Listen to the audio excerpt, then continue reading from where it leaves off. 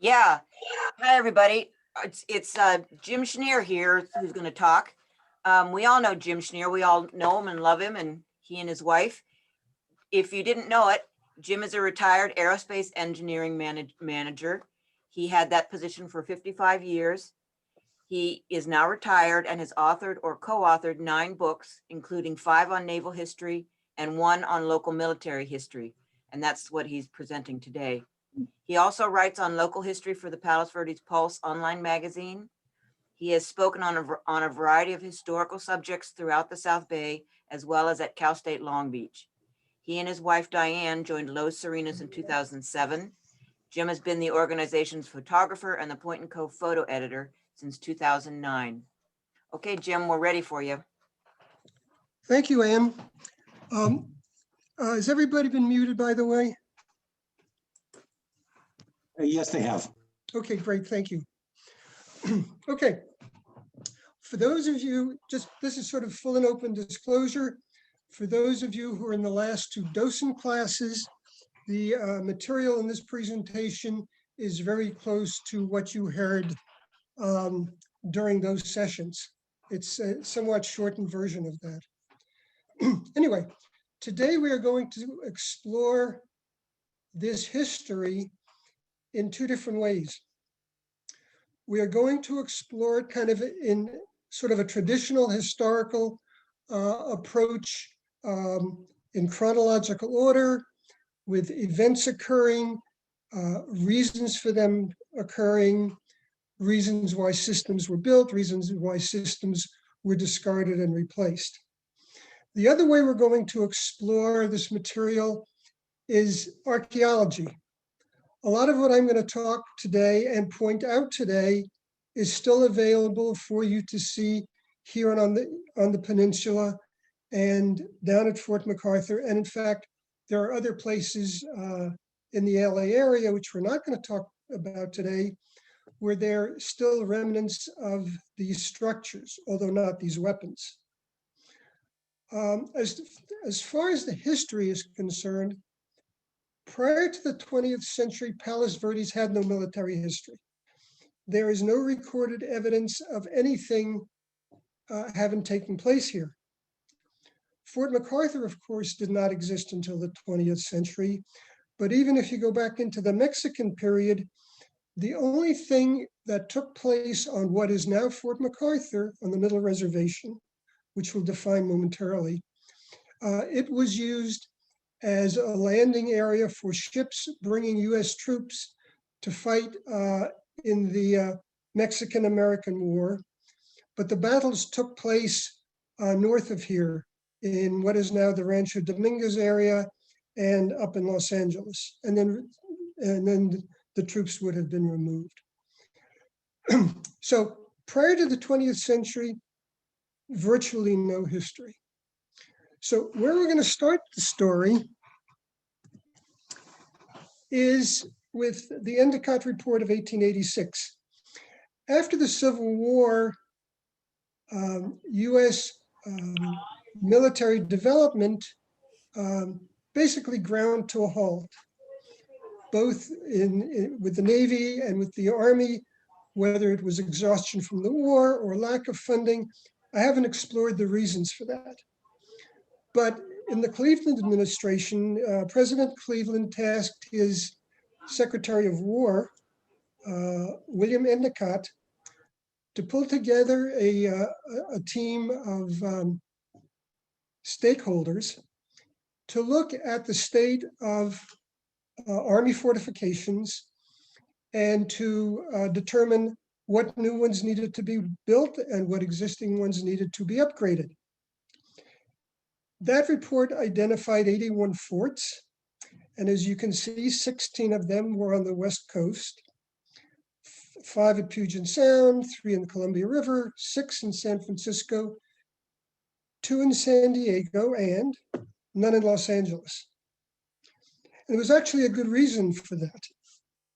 If you think about it, San Diego, San Francisco, and Puget Sound have excellent deep natural harbors, which would be a perfect place for an invading force to land their ships and put troops, to land troops for entry into the interior, as well as replenishing the ships.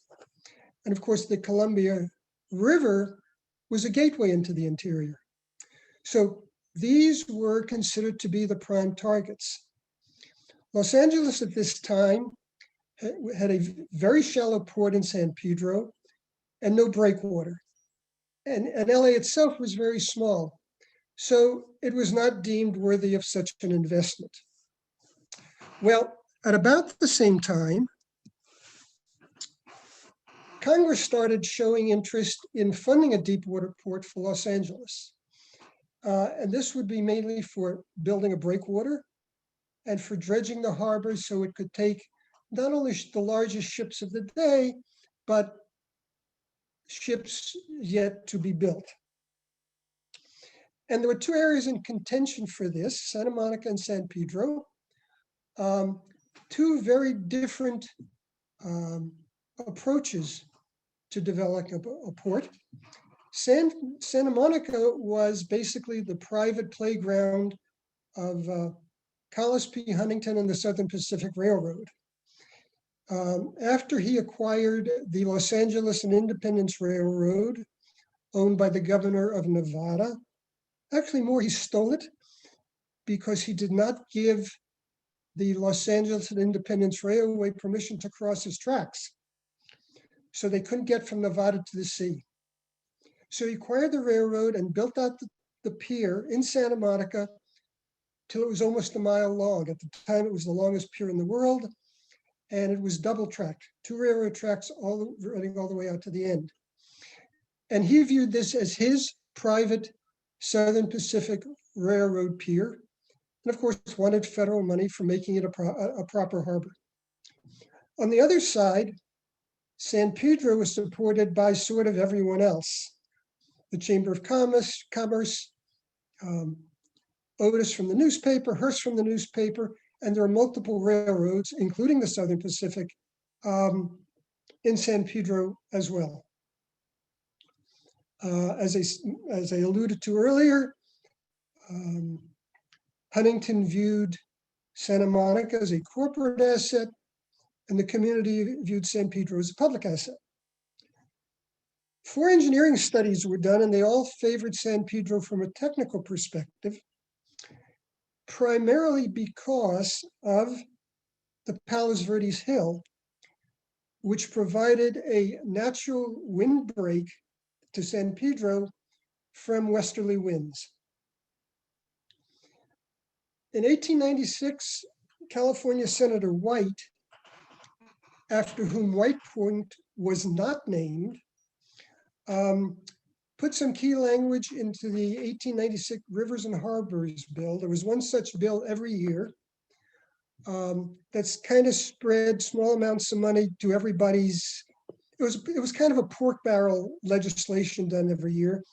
But in this particular bill, White had 2 important things put into it. One, whatever port the government put money into had to be accessible to the public. And number 2, there was going to be yet one more study. And the winner of that study was to be selected without further debate.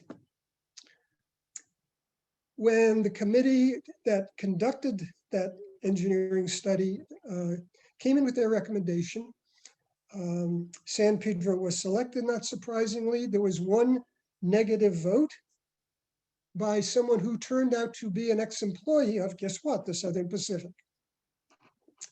Okay, so fine, it was decided upon. And money was allocated and budgeted and all that kind of good stuff, and nothing happened. And the reason nothing happened is because the then Secretary of War was a buddy of Collis Huntington, and he just never let any contracts. He just sat on the money.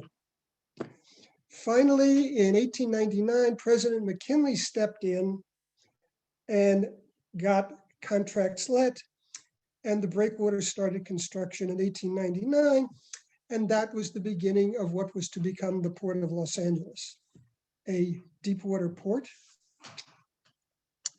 And So the first thing I want to show you in terms of it's sort of archaeology, there's a statue of Stephen White at the entrance to the entrance road to the Cabrillo Museum.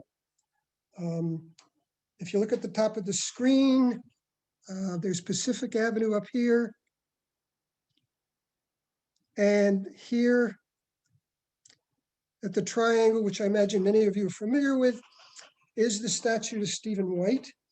It was downtown for many, many years and was placed there in the 1880s. Oops, sorry. Thought I had a picture, another picture of it, but I do not. Anyway, so if you drive by there, that's Stephen White. There's a grammar school in San Pedro named after him. And he was really viewed as a hero after he had the language put into the legislation that I spoke of, excuse me, a moment ago.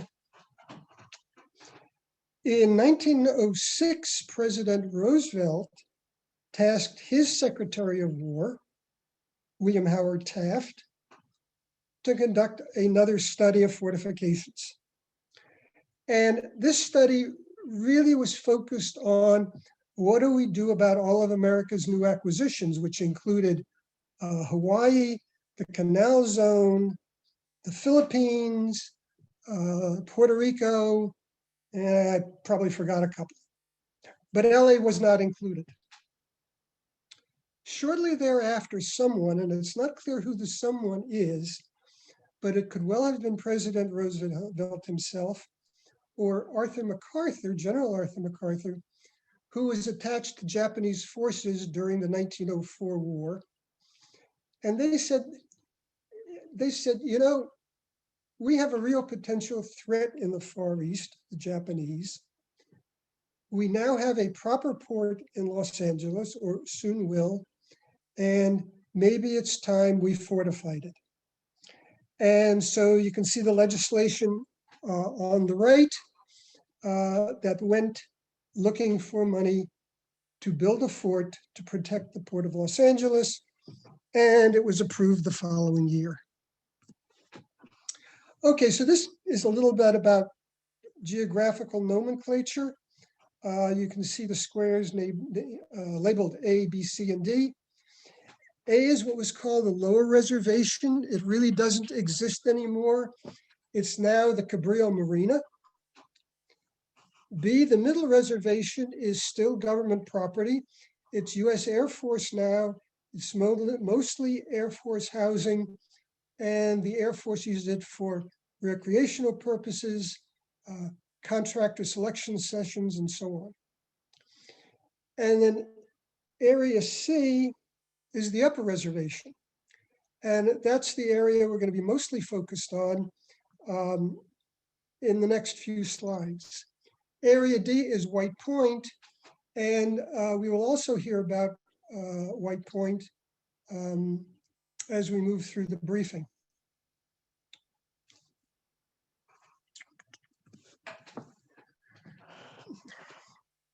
So in 1910, the upper reservation was purchased for $249,000, and the president had to intercede there as well, because the local owners, whose names escape me at the moment, wanted more money than the government had budgeted. And the president basically called them up and said, put on your civic duty hat and sell us the land for the money we got. And they did. So the fort was created in 1914 and was named for General MacArthur, who died in 1912. Little side fact, he and his son, Douglas MacArthur, were one of only two father-son pairs who both were awarded the Congressional Medal of Honor. The other pair were Teddy Roosevelt and his son, Kermit. In any case, those are two pictures of General MacArthur at various stages of his career. Construction began in 1915 and was to consist of 4 14-inch guns, 8 12-inch guns, and 4 3-inch guns. For those of you who don't know, a 14-inch gun means a gun the inner diameter of the barrel is 14 inches, or you can think of it as the greatest diameter of the shell. A gun is typically a long-barreled weapon designed to shoot at relatively low elevation angles, and it is targeted primarily at the sides of warships or at their superstructures, or preferably near the waterline, perhaps even below the armor belt. Mortars are guns, short-barreled guns, fired at very high angles, and their objective is to provide downward plunging fire to penetrate the armor decks of warships, which were always pretty thinly armored. And so you can see on the chart what was anticipated for installation. So the upper reservation was to consist of 6 batteries, and you can see the names on the chart with Gaffey Street labeled. The 4 on the left, Osgood, Farley, Lyria, and Merriam, were to have 1 of the 14-inch guns each, and Barlow and Saxton were to have 4 mortars each. And that's how the guns were distributed. This picture dates from 1937, by the way. So this is what the parts of the 14-inch guns looked like. These are pictures that I took in the Fort MacArthur Museum. An example of shell is on the left, weighed about 1,500 pounds, and could reach about 14 miles. The piece on the right is about a third, the rear third, the breech third of a 14-inch gun.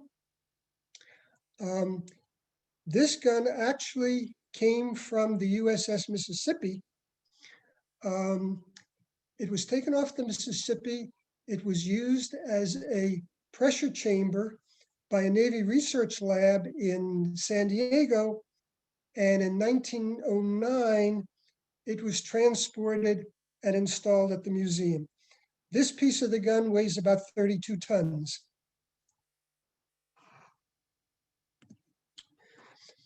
Here's a picture of a 14-inch gun arriving in 1917. You can see the workmen standing on it for scale.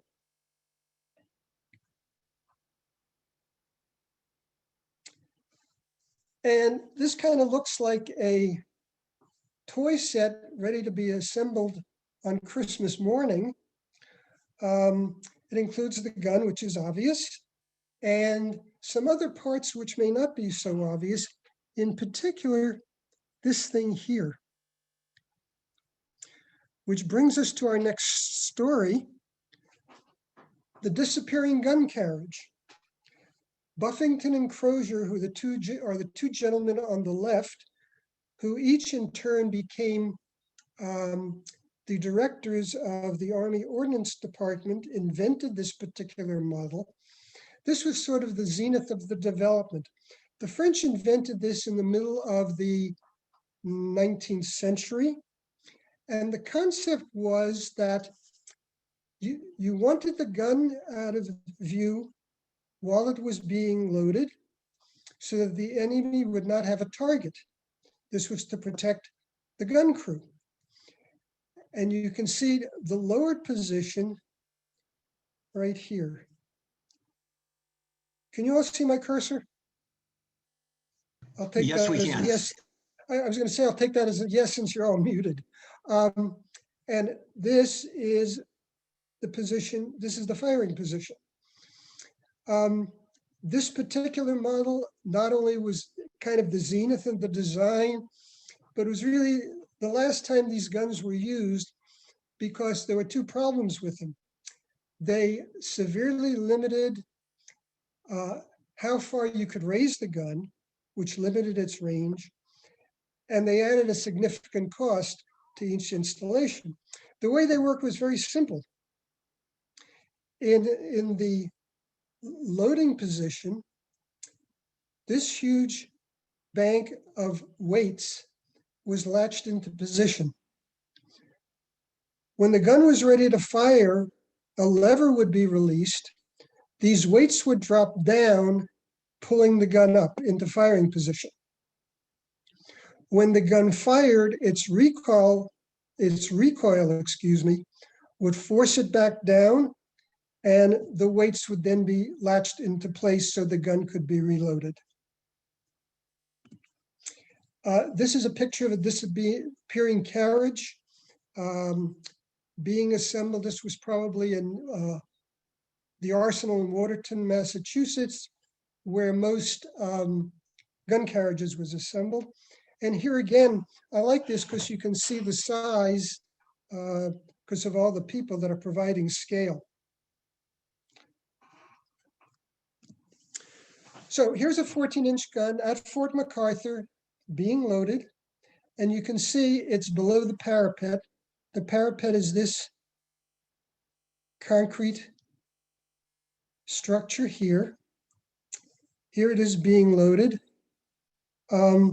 This picture, I think, must have been staged because there are a lot of shells being loaded, but I don't see any powder being loaded. Here's the gun popped up in firing position. So now it's clearing the parapet. And here it is being fired. And now, if we're lucky, I'll show you a small video. This short sequence was one of the 14-inch disappearing rifles located here at Fort MacArthur.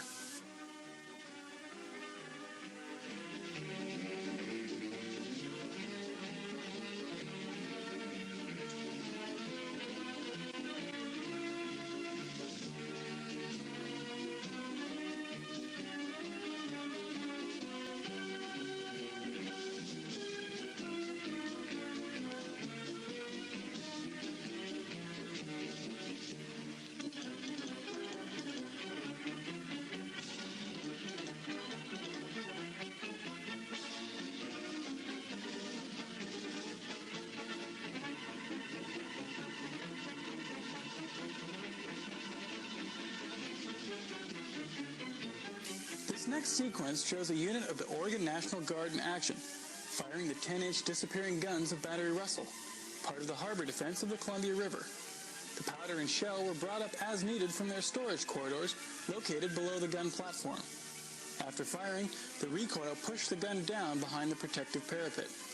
The breech was opened, the barrel swabbed clean, and a shell rammed home, followed by the powder bags.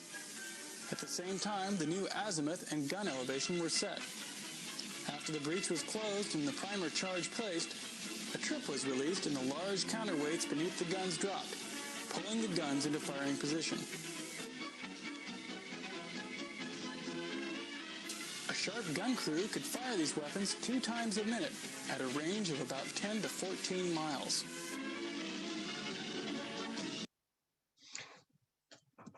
Okay, so that gives you kind of a real flavor of what those guns looked like in action. Here's the story on the mortars. They had the shell weighed about half of what the other shells did. These were also built, you'll notice, by the Watervliet Arsenal. And I mention that because probably nobody has ever heard of it. And almost every American-built gun, starting in 1812, except for small arms, was built there. And so you'll keep seeing that name showing up on all these charts. During World War II, the demands for production were so large that other contractors were pressed into service. And this arsenal, though, although it's not making large guns anymore, is still an active Army facility. So this is the base ring for a 12-inch mortar.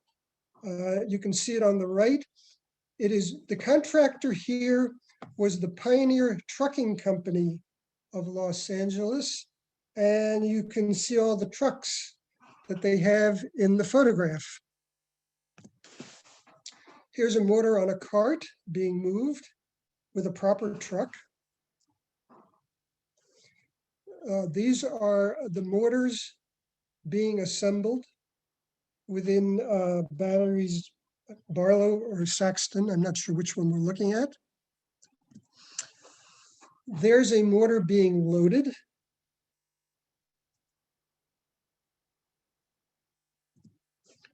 In firing position. Notice the steep angle of elevation. The gun being fired. Okay, the last guns, if you recall from an earlier chart, there were some 3-inch guns installed. They were installed where you see the red circle, and these things got misplaced. The dark is the current day land. The light is, the dark is the original real estate. The light color is what we have today. The guns were on what was known on, didn't mean to do that. And here was Deadman's Island. They were actually back here, not directly on Deadman's Island. And they were to protect the minefields that were supposed to be laid in LA Harbor, but never were. They were in service for about 10 years. In 1927, the government decided to destroy Deadman's Island, and they took the materials from Deadman's Island and built what we now call Terminal Island. So that's where all the material, Deadman's Island was, I think, 200 feet tall. And they took it down below the waterline and built Terminal Island. These guns, and this, I corrected these, but I pulled up the wrong copy of the briefing.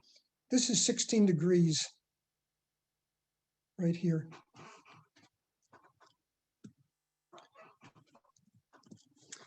Okay, so let's talk a few minutes about fire control. You can read the definition for yourself.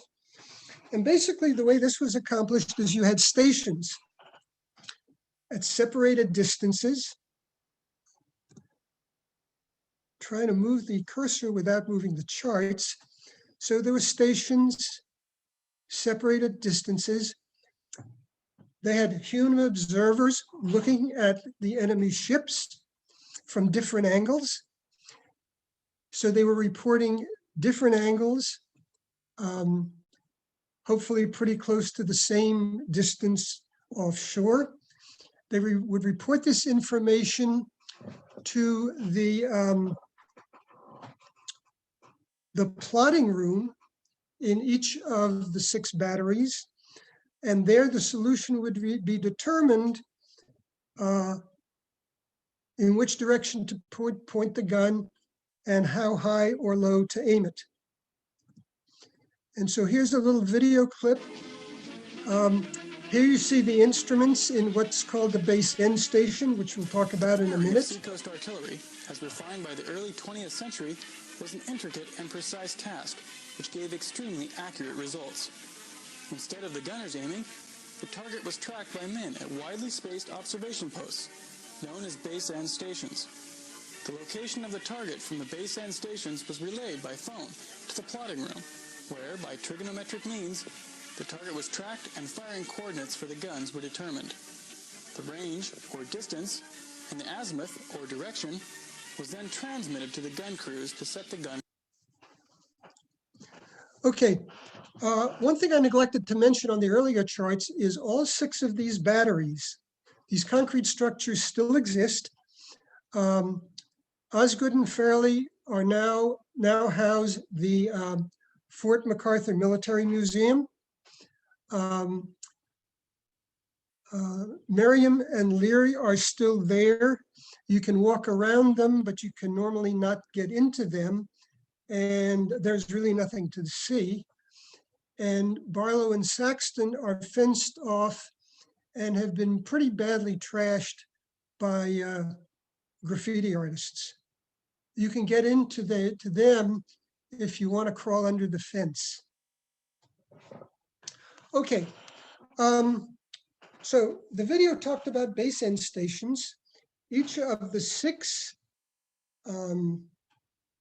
batteries at Fort MacArthur had a base end station in one of 4 clusters. So there were 6.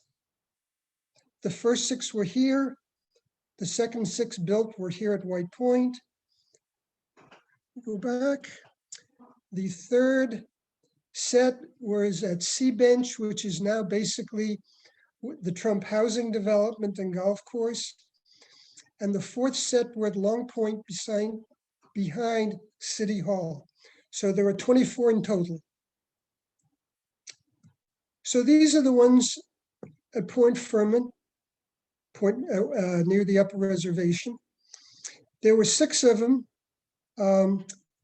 3 of them still exist. The base station for Battery Miriam, you can still get to. I'll show you on the next chart. And the ones for Osgood and Fairley still exist, but they're in a fenced-off compound that the Coast Guard uses at a radio site. They are between the lighthouse and the edge of the cliff. So in the upper left, you have the one, this is basically underneath the Korean Bell. And the one on the right is the base end station out on the Coast Guard base. And you can see that's the entry. You came in from the top. And you looked out through the side. So these 3 still exist.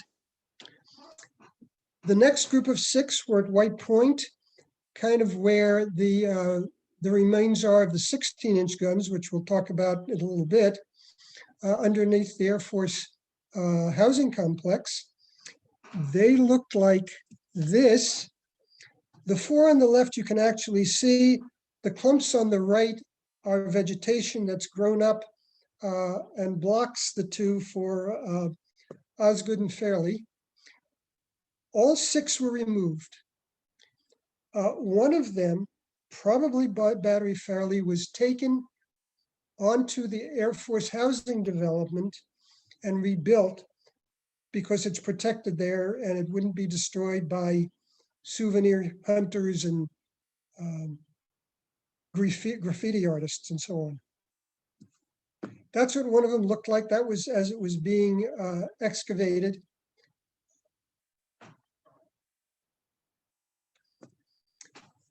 Sea Bench, which I mentioned, is now where Trump housing is going in. There were 6. There is 1 left right here.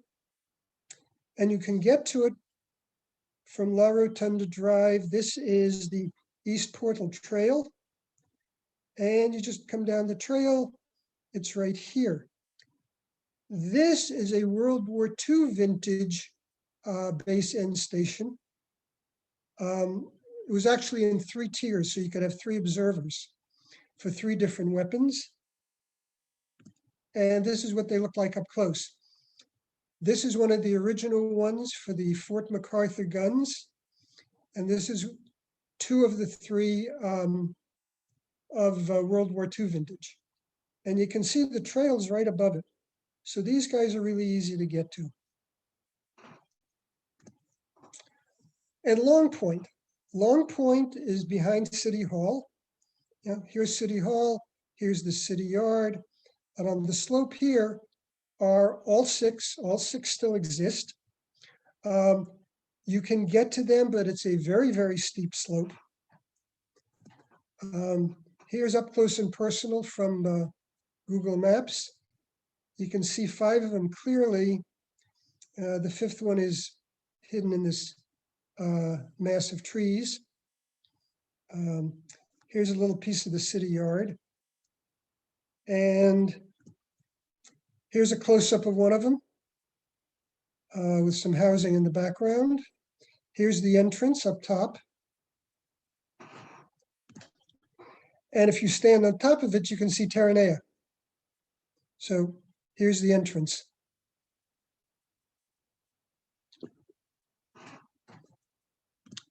So of the 24 base end stations, if memory serves me correctly, 11 of them still exist.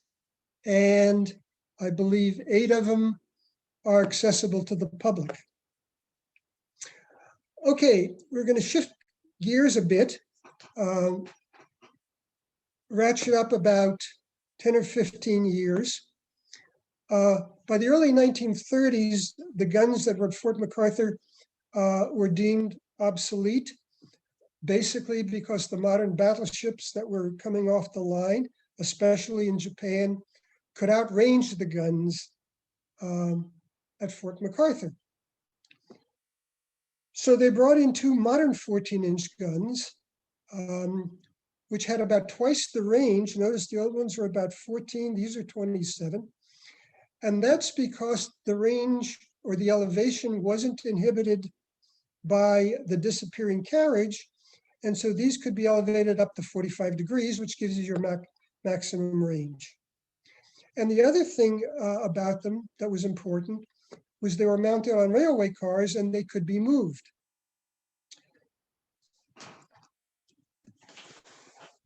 Three emplacements were built for these guns, although they only had 2 guns, with a railroad spur leading into them. And of course, as I mentioned at the very beginning, the lower reservation at that time was all land and not water.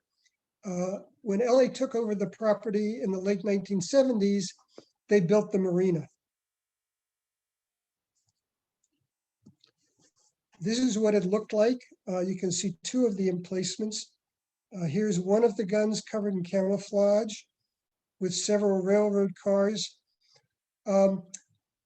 Each one of these guns could take as many as about 20 rail cars to support it. Of course, if it was going to be self-contained, you needed an ammunition car, a powder car, places for the guys to live, places for the guys to chow, latrines, a plotting room, maintenance cars. The numbers added up. So that's one. Here's the other one on the lower reservation. Here's a close-up, and you can see the camouflage now a lot better.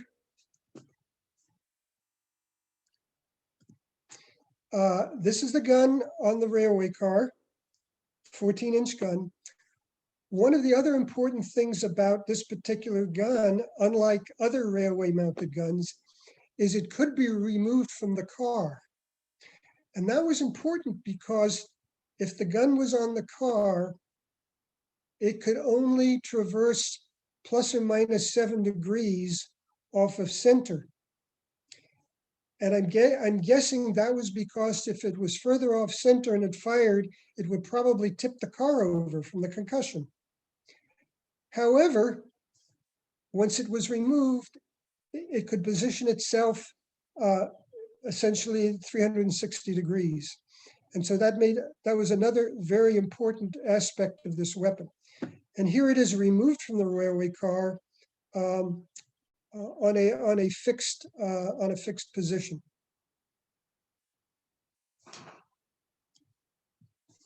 And here's a picture of the gun firing. And now I'm going to show you a video of a training exercise. Out at Naples, not the place which you look at and die, but a town of the same name in California. Into the breech goes a powder charge weighing 1/4 ton and a 1,400-pound shell which will be hurled about 25 miles. Everything being ready, up she goes to blast away at 200 pounds a round.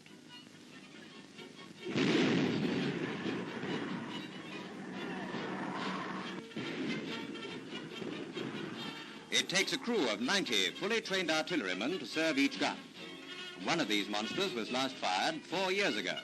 But after a bit of spring cleaning, the 14-inch railway gun looses them off with the best of them.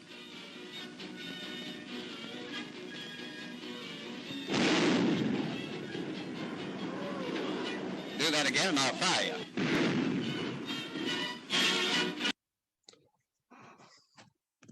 So that was the 14-inch gun in action. The guns were not test fired in the LA area because the blast from any of these big guns caused concussion damage in the local community. And since these were railway mounted, they could be moved into basically uninhabited areas. So the next thing we're going to move on to are guns that came into prominence at the beginning of World War II. When the war broke out, these guns were hurried into position. These are 155 millimeter guns, which is about 6.1 inches. And you may wonder why some guns are specified in inches and some are specified in millimeters. These are all American built guns.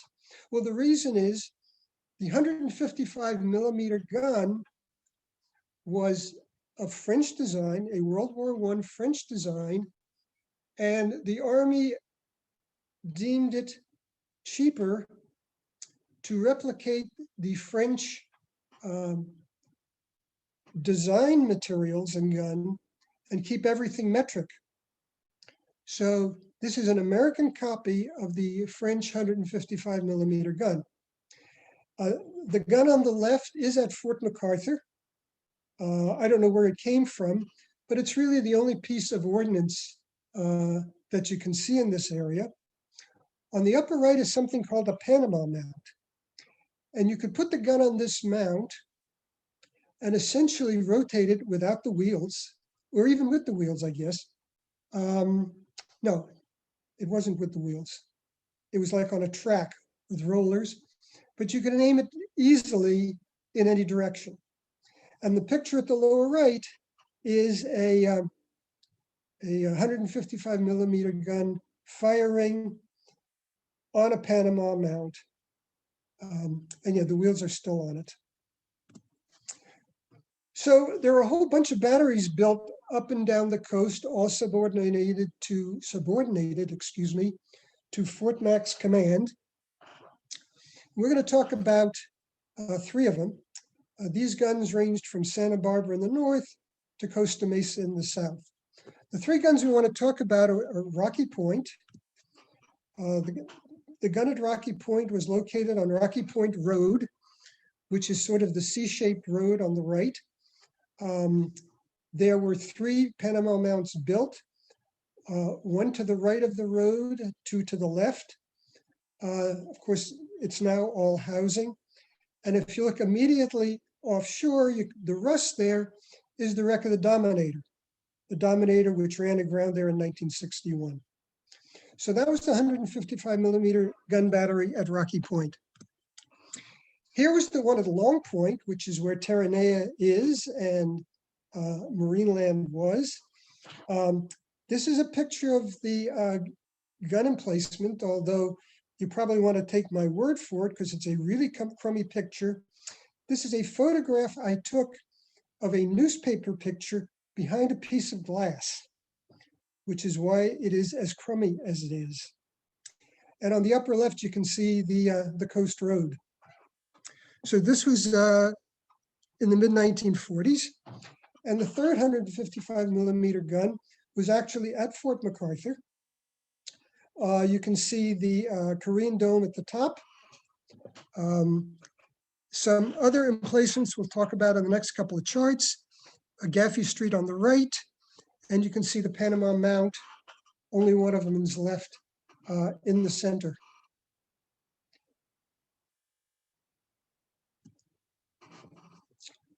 In PV itself, the government bought 21 parcels of land at the beginning of the war. These were called the PV Seacoast Defense Sites, and most of them were not very interesting. You can see 8 of them were rights of way.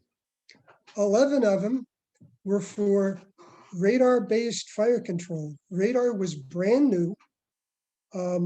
It was a wonderful addition for fire control of these guns because now you could do nighttime operations and you could operate in poor visibility like fog.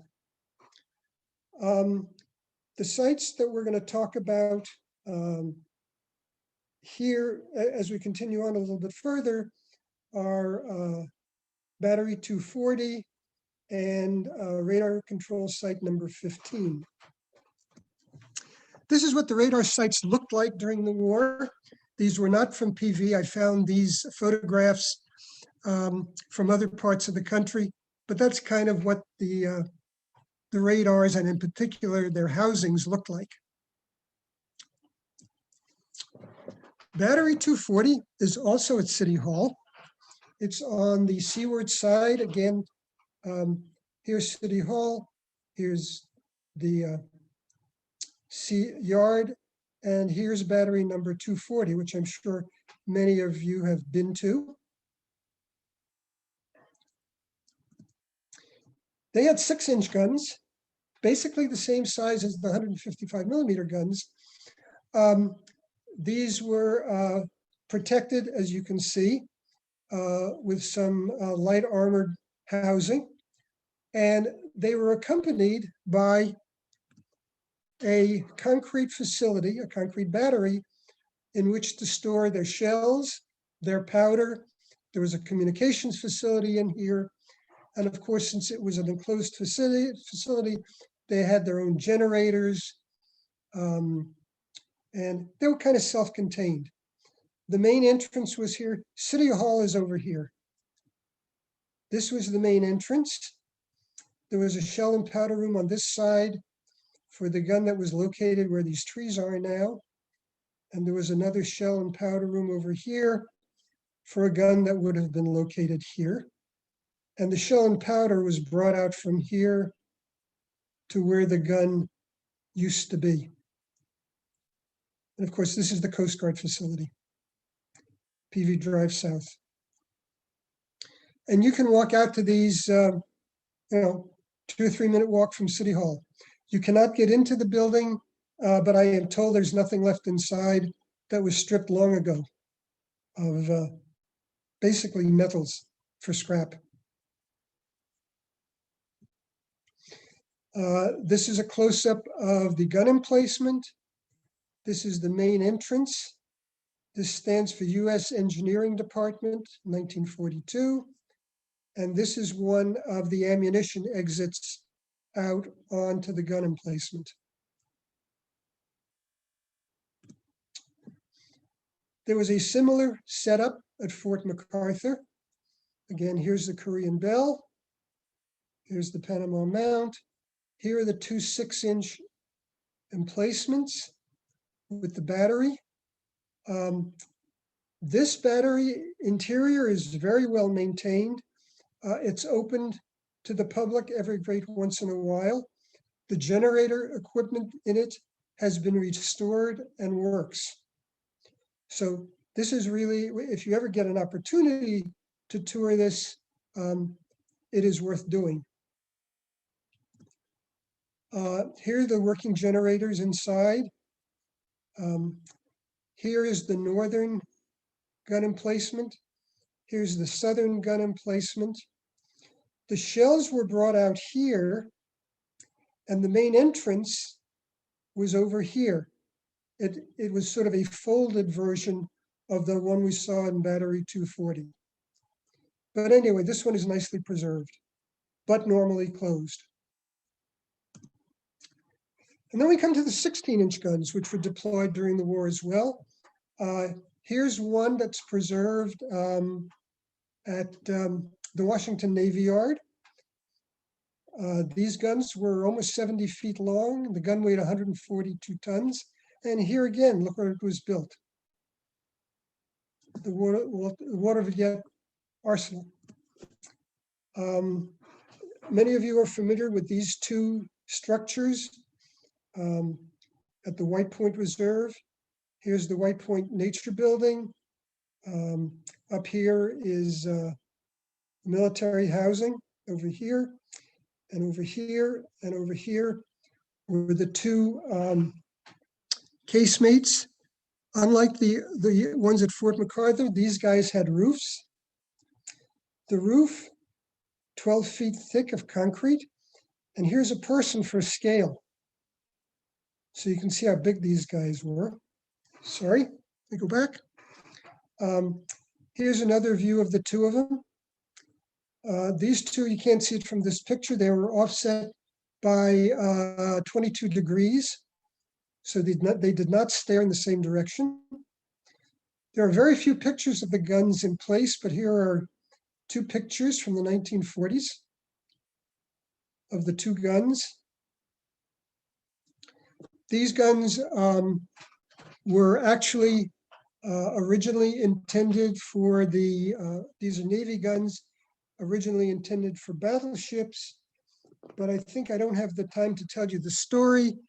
Somebody wants to hear about it after, we can certainly do that. Now we have some smaller weapons. This one was called Joint Army and Navy #1 Anti-Motor Torpedo Boat. These are the 3-inch guns you may recall that were salvaged from Deadman's Island. This was the statue we saw of Stephen White earlier. The entrance to Cabrillo is here. And if you look over here, there's a bench right there. And the bench is anchored to the gun mount from this 3-inch gun. In fact, when I took this picture, when I took actually this picture, I had to kick the people. I asked the people sitting on the bench if they would kindly move so I could take a picture. More AMTB guns on Gaffey Street. Here's the Gaffey Street curve. Here's Osgood and Fairley, Miriam and Leary. Barlow and Sexton are up here, and the two guns are located right here, or what remains of them. This is what the guns looked like, and this is what's left. This is one mount right off Gaffey Street, and this is the other one, which has been turned into an observation platform. Also, here's Gaffey Street right there, and there's off-street parking if you want to stop. Get a great view of the harbor there. Okay, I'm going to go off topic slightly and talk about a place in Long Beach, only because it's quite interesting. If you're driving down Ocean Boulevard in Long Beach and you get near Pacific Avenue and you look ahead, you will see this building. Now, when I was by there a few months ago, it was being renovated because new owners took it over 2 or 3 years ago. But it did take to make sure that the remnants of World War II are still there. And there they are. This was what was, remember they were called base end stations in earlier times. During World War II, they started calling them fire control sites, which is really not as descriptive a name. But anyhow, that was concrete armor to protect this observation post.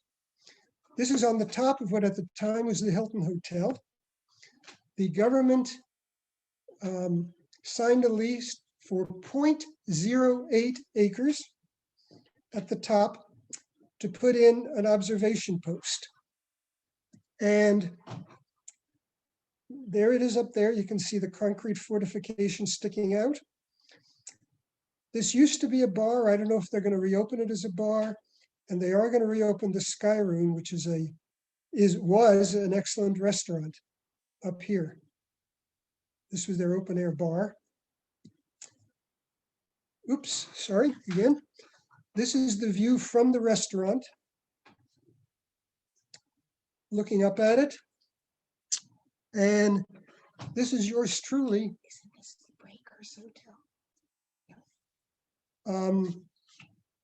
So this is what it looks like from the inside. I got the restaurant manager to let me go up in there when I told him I was writing a book on the subject. And he actually, he came up with me. It's fairly treacherous getting up there since you're working on ladders outside the building. But you can see the observation slit here. This is an instrument mount that remains. Here's a better view of it. And this is what it looks like looking out at the observation slit. And the other off topic a bit is, again, not military really. PV had a spy during the war. His name was William Schuler. He worked for the Press Wireless Company, who owned the antennas at the top of the hill, which Don, what's his name, Walker? Anyway, at the intersection of High Ridge and Crest Ridge, there was a radio site that the newspapers put in to lessen the cost of their communications to the Far East. He worked for them, and he was a very outspoken pro-Nazi, and about which his employer warned him about. And I guess the FBI got wind of this. They set up a sting operation. He agreed to send fake messages to the Japanese. He was arrested, tried, convicted. He pleaded not guilty by reason of insanity. He was convicted by reason of insanity, so they put him in an institution rather than a prison. And after that, I lost track of him. Now, what's interesting, he lived at 516 Via Bodego, which is this building right there, which is just off of PV Drive North. And when I went looking for it, I couldn't find it. There was no such address. And what I determined was, here was 516. In the 1960s, this building was made much, much larger. The house now faces Via Valmonte and is 3805 Via Valmonte. The 516 address, which looks like it's now the garage, doesn't exist as a numbered address. So that's the spy from PVE. Okay, so now we're going to move on to the Cold War. Denise, do you have any questions? This would be a good, we're near the end, but this would be a good break if you got some. We don't have, we just have one comment from Dan Crane, but other than that, no questions in the chat. Okay, so let me move on. So at the end of the war, by the end of the war, it became pretty clear that the day of the large gun had passed. The major threat was from the air. And at the end of the war, it was the heavy bomber. And so you needed a weapon to go against the heavy bombers. And during the war, a ground-to-base missile to attack airborne targets was developed, and it came to be called the Nike Ajax. It was only a foot in diameter, the original one, which is this one. The Nike Hercules came a little bit later and replaced most of the Ajax. The Ajax basically was a conventional weapon that could take out a single airplane if it hit it. And that really, in a large air raid, taking out one or two, possibly two planes, assuming you hit them, wouldn't have accomplished a great deal.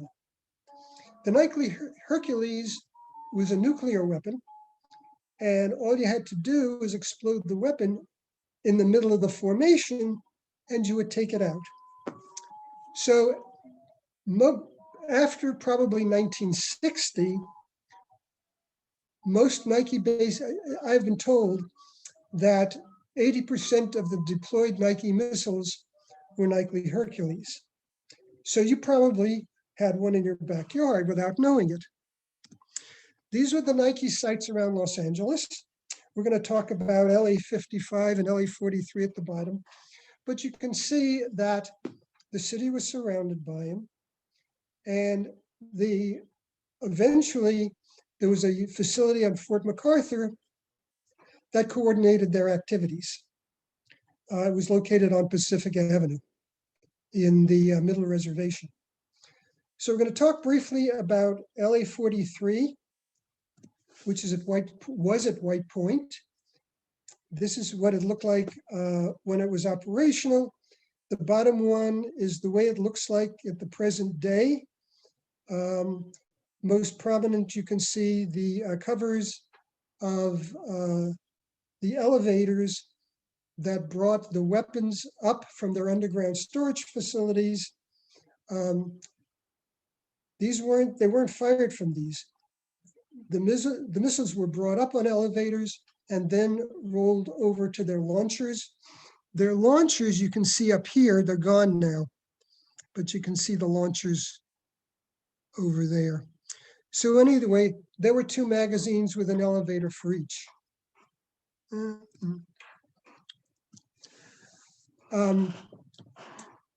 Control was by multiple radars. Remember, this was the days before transistors.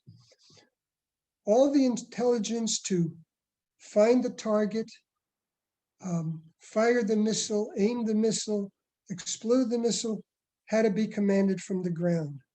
So there are lots and lots of different radar facilities and antennas. This is the one on the upper reservation, built on top of batteries Miriam and Leary. This is where the Marine Exchange is now. This is some recent pictures of what's left. Here's the pedestal from this guy. And this is the pedestal from this one. Here's another shot that shows the same thing, basically the Marine Exchange, an antenna pedestal there, there, there. This was a World War II fire control site, as was this one here. The radar site had to be several miles from the launch facility because if you put the radar site too close, the rockets were moving so fast, they were faster than the radars had the ability to track them. So you had to move them several miles away. This is the one behind City Hall, LA 55. L is for launch, with the magazine covers of the elevators. And this is what it looked like earlier. City Hall basically was the administration building and crew quarters for the base. And the radar facility, this is the picture also at LA 55 with missiles in their launchers. The radar facility was at Del Cerro Park, and there is literally nothing left. But that's what it looked like when it was operational.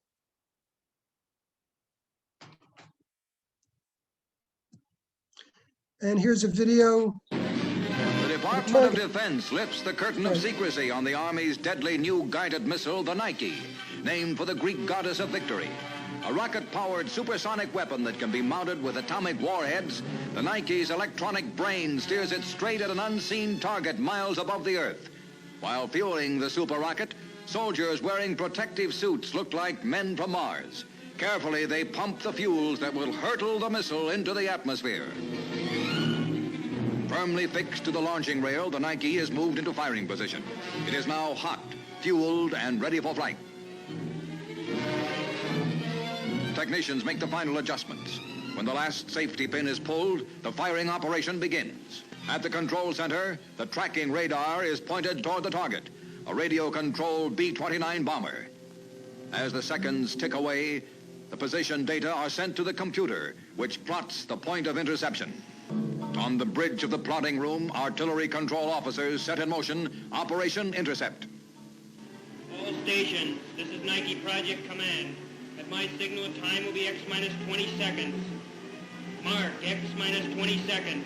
18, 17, 16, 15, 14, 13, 12, 11, 10, 9, 8, 7, 6, 5, 4, 3, 2, 1, fire.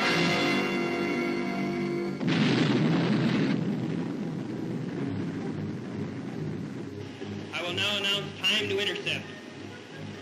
25 seconds, 24, 23, 22, 21, 20, 19, 18, 17, 16, 15, 14, 13, 12, 11, 10, 9, 8, 7, 6, 5, 4, 3, 2, 1, intercept.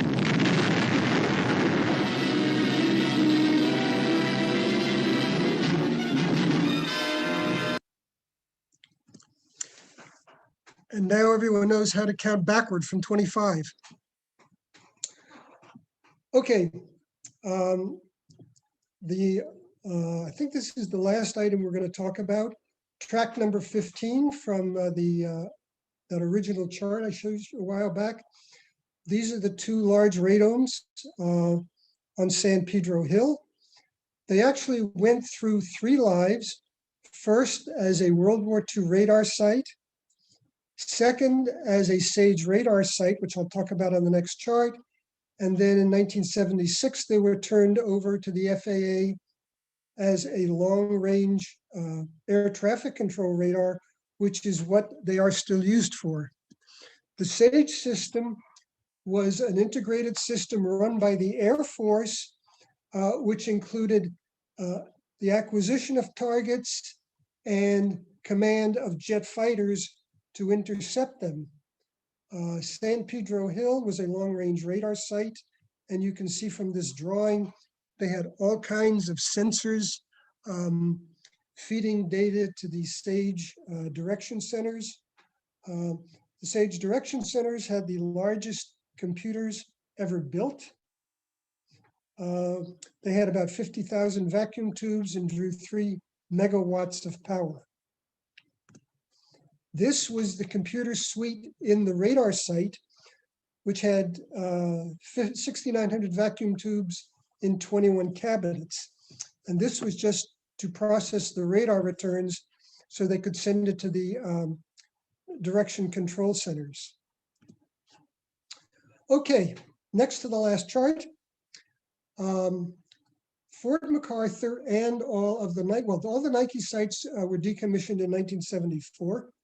Fort MacArthur was deactivated in 1975. As I mentioned earlier, the lower reservation became the Cabrillo Marina, and the middle reservation went for Air Force housing. And the upper reservation, I'm not going to read this chart to you, obviously, but it's got all kinds of stuff going on it now. There's a Catholic church, which was the original base chapel, which is now, I guess, one of the few Catholic churches that conducts their masses in Latin. There's the Fort MacArthur Museum. Adjacent to it is the canine cemetery for dogs. These were mostly guard dogs from the Nike bases that the veterinary experts at the time said could not be retrained and were dangerous, and they were put down. The Marine Mammal Care Center and so forth. There's lots of stuff up there. And just kind of sort of an interesting tidbit. Lots of films and TV shows were shot at Fort MacArthur going as far back as 1930. Obviously, a lot of these were shot while it was an active base. And you can see for yourself, NCIS was shot there, and so forth. A Few Good Men. And so my get off the stage chart is unabashed. No, I'm sorry. Let me skip that. I got the wrong. I've got the wrong chart up. I was going to have a chart that showed you a link to the book which this is based on, but as I mentioned earlier, I actually brought up the wrong copy of this briefing. The book that this is based on has been for sale in the museum, but it is also available online. You can go to a site called lululu.com and buy it there. and they usually have a discount, or you can buy it on Amazon or Barnes and Noble or wherever your favorite bookseller is located. And so that concludes my presentation. If there are any questions, I'd be glad to try to answer them. Jim, can you go back to your slide of the picture of San Pedro Hill? Sure. Sure, he says. Can I do it?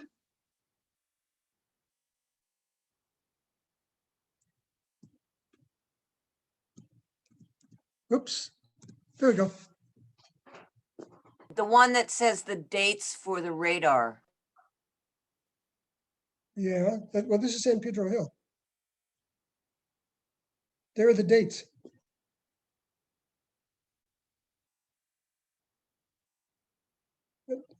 Did I answer your question? Yes, I was looking for the dates for some pictures for our cultural room renovation. Well, I guess I'm confused. Here's San Pedro Hill and there are the dates. Thank you very much. That's all I needed. Oh, okay. I'd be happy to help you offline and with anything you might want.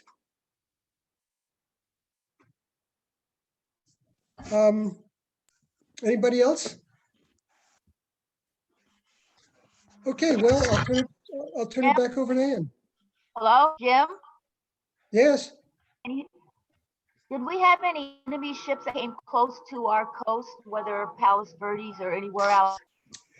Yes, there were. It's interesting that you bring that up because, well, the big guns were never fired in anger. Some of the smaller ones, the 155s were.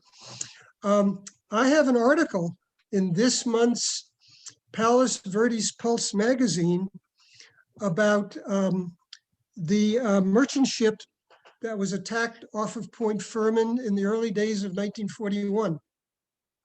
It was attacked by one of 9 Japanese submarines that came to the coast of California after the attack on Pearl Harbor. And they were arrayed all up and down the coast from Washington down to California. And one of them, I-19, didn't sink a ship off San Pedro, but damaged it pretty badly.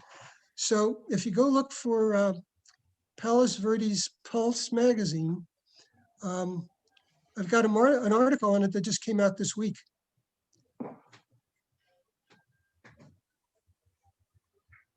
Jim, for those Yes. who would like to get it, what is the name of your book? Okay.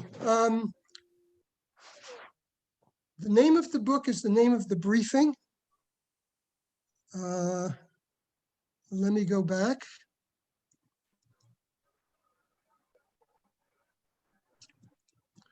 I will get back there. So it's exploring the military history of Fort MacArthur and Palos Verdes. If you'll stand by 1 second, I'll show you what it looks like.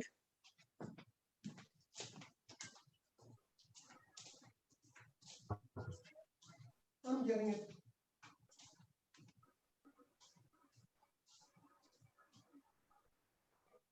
He is getting the book. He has the book. He is walking. Almost there. Here we go. So let's see. They say working with the background. No, sorry. There it is. So it's the 4th edition, and there are earlier editions available. This one has a lot more material than even the 3rd edition. And I know the Lulu site right now this week has a 15% sale going on. This 4th edition runs to about 300 pages. So but the name of it is the same as the title of the briefing.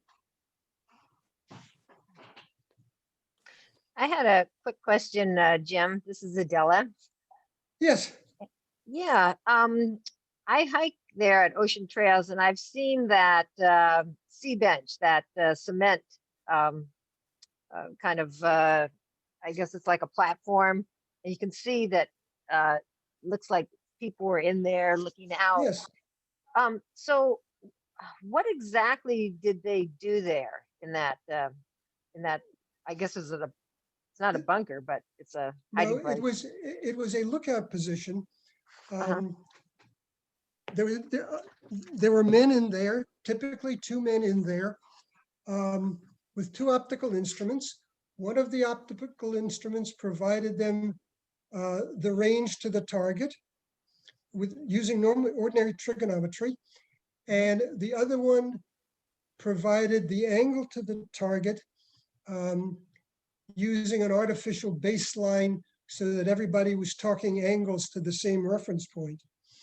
And once every 20 seconds, there was a bell would ring once every 20 seconds, and they would report the angle, the azimuth, and the range of the target to the plotting room.